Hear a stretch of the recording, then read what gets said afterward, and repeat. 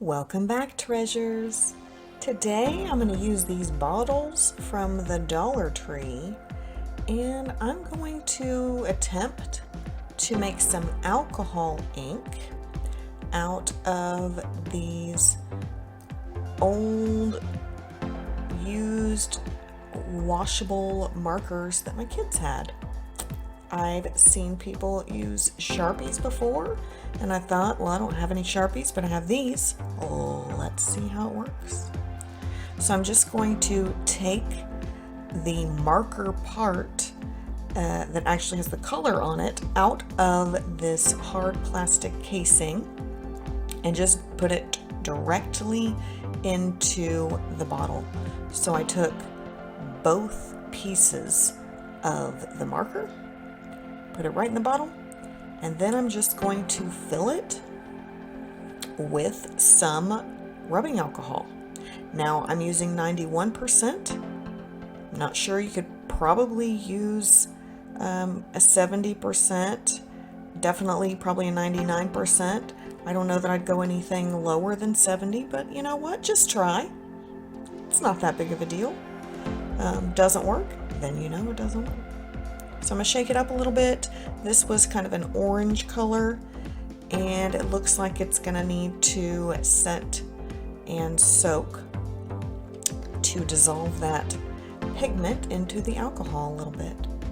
So I'm going to go ahead and do the rest of these markers, and this is what they look like after setting for about a day. I left them for about a day, and you can see there is some sediment at the bottom of this, and if you shake it up you can see some of the little marker bits kind of right at the bottom.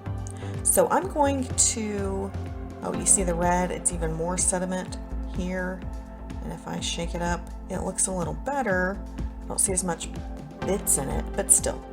I'm going to go ahead and strain out the marker pieces from the alcohol solution. So I'm using just a jar and a piece of cheesecloth that is, a few layers thick, and I'm just going to pour it directly on there so that the alcohol ink will go into the jar and I can catch the marker pieces, and I'm going to just squeeze out the wonderful juice from the middle. Don't drink it. So I'm just going to get as much of that color out of this kind of foamy piece of marker. We'll see if we can get the little tip out. It was a little bit of a struggle. Give it a little bit of shake and turn and shake, and eventually it did decide to pop out. So now this is kind of gross, and I have all this gunk still in the bottle, so I'm going to wash that out. And after I get the bottle all washed out, I'm just going to pour the alcohol ink part of it back right into the bottle. If you're enjoying this video today, be a treasure and hit that subscribe button below so you can stay up to date on all these new crafting adventures. Now there's not as much sediment in this, but it didn't obviously strain it completely. But it did get most of this out where you can't just see it in the bottle. So I'm going to do the rest of these. And now let's play and see what it looks like on paper. I do see a little bit of sediment sitting in the orange, but the red has a lot of sediment in it. But for whatever reason, the blue and this, what was a brown marker but looks very purple, didn't really have any sediment in it at all. So first I'm going to use just some orange, and I'm just dripping this on. This is actually the piece of insert for the cheesecloth that the cheesecloth was wrapped around, and it has a kind of a smooth texture to it. It's not like a regular paper, so it doesn't absorb as fast.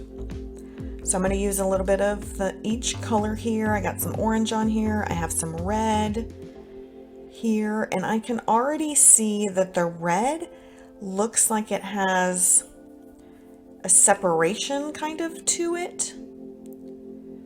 And the orange is very, very faint. But this blue is extremely vibrant. I like the blue. Let me just blow it around a little bit just to give it some movement to this. That's the fun about the alcohol inks, is they can move around and you can blend them very easily. And so I'm going to put some of this, again, this was a brown marker and it has turned out to be a very pretty purple color.